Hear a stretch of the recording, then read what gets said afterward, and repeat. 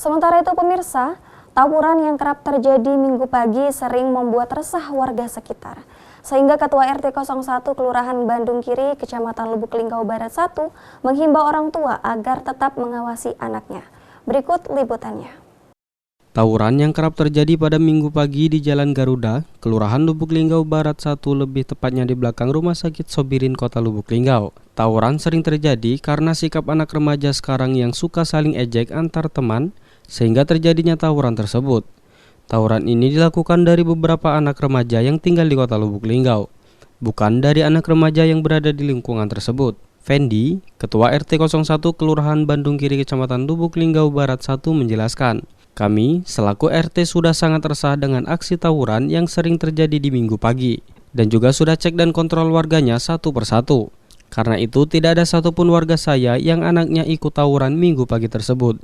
Fendi berharap kepada pihak orang tua dan keluarga dapat membina anak-anaknya, karena kami sudah bekerja sama dengan Babinsa setempat untuk menghimbau para orang tua untuk memberikan nasihat kepada anaknya agar anak-anaknya tidak ikut dalam aksi tawuran yang sering terjadi di Minggu pagi. 1 Kelurahan Bandung Kiri, Kecamatan Barat 1, Kota Lubuk Linggau, yang mana kami sebagai aparat pemerintah terbawah telah sangat resah dengan adanya tawuran antar anak-anak sekolah, anak-anak yang keluyuran, yang kami harapkan kepada pihak orang tua keluarga bisa membina anak-anak yang sekian lama tambah jadi untuk perbuatan yang tidak kami inginkan.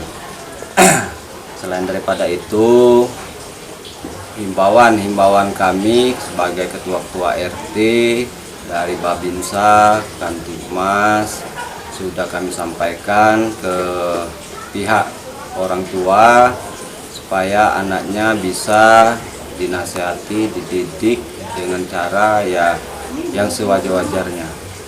Yolanda Monika, Silampari TV melaporkan.